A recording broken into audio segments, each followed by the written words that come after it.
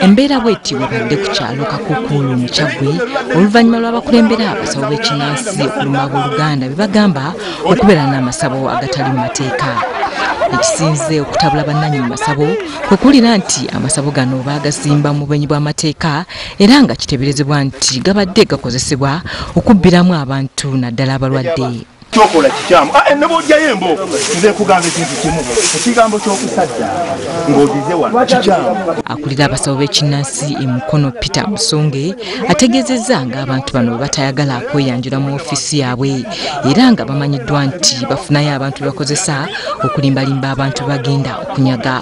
Abalwadde bano bagenda bamanyi nti abafeeze bano basawo baddala bakinnansi kati nekiba nti ekintu kyononedde ddala omulimu gw'ekisawo w'ekinnansi okuba nti abantu abasawo bonna babayita baki bafere. Wabula abooluganda bano bagamba nti amasabo gaabwe si gakusawuliramu bantu kyokka bakoleramu mikolo gya kika naddala ensonga ezibaluma. Nzizeewo nga abooluganda lwange nga famire bwerumiriganwa nze sigenda kusawula sisawulwa nze ndi musajja musiraamu era namuza Kurani. Wabula kino tekirobedde bakulembeze kumenya amasabo gaabwe bagamenye era ne babasaba baleme kuddamu kukolera wano mirimu kubanga bafunye okwemulugunya kungi masabo gano.